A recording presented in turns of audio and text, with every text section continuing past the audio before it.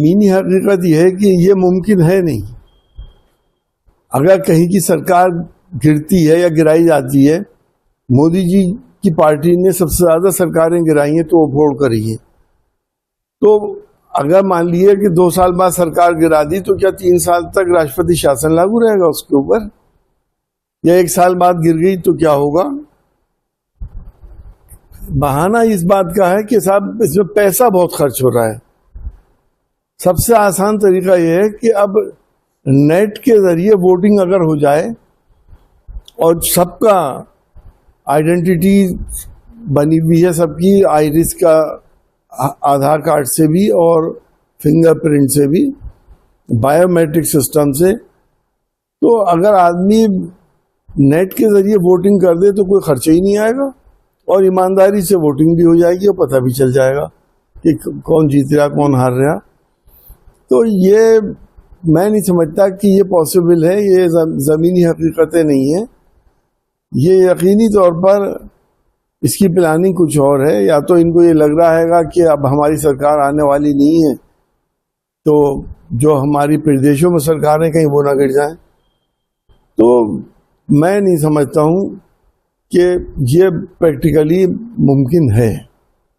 केंद्रीय मंत्री अश्विनी वैष्णव कह रहे हैं कि हमारी सरकार ताम झाम करने की जरूरत क्या है जब नेट मौजूद है और सबकी आइडेंटिटी मौजूद है।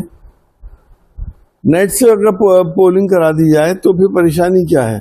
एक आदमी एक वक्त में एक ही बार पोल कर सकता है। और आप देख रहे हैं बायोमेट्रिक सिस्टम से बहुत काम हो रहे हैं, अटेंडेंस से लेके और राशन तक उसी से बट रहा है, तो वोट क्यों नहीं डाल सकता आदमी?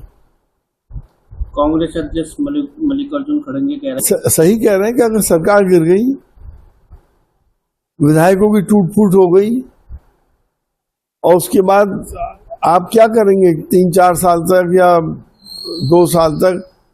क्या राष्ट्रपति शासन लगाएंगे? चुनाव नहीं करेंगे तो ऑप्शन क्या है आपके पास? आपको तो चुनाव करना ही पड़ेगा। भले से आपको उस पीरियड के लिए विधायकों को चुनना है कि आप उस जगह पे ले आए।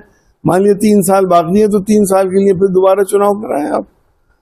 ये तो हो सकता है चुनाव तो फिर भी दोबारा होगा, एक साथ फिर भी नहीं हो पाएगा। जब एक साथ नहीं हो पाएगा तो आप अगर राष्ट्रपति शासन लगाएंगे तो क्या ये प्रजातंत्र के लिए अच्छा संकेत है? डेमोक्रेसी बचेगी नहीं बचेगी? समाजवादी पार्टी के नेता रविदास मल्होत्रा ने कहा है अगर भाजपा एक राज्य, उन्होंने बिल्कुल सही कहा है। सब लोग अपनी अपनी राय रखें और इसकी फिजिबिलिटी को देखें कि क्या ये लागू हो सकता है या नहीं हो सकता। क्योंकि भाजपा का हमेशा ये रहा है कि कहीं पे निगाहें और कहीं पे निशाना। जब ये मसौदा इसका आएगा तो पता चलेगा कि इसमें आखिर है क्या।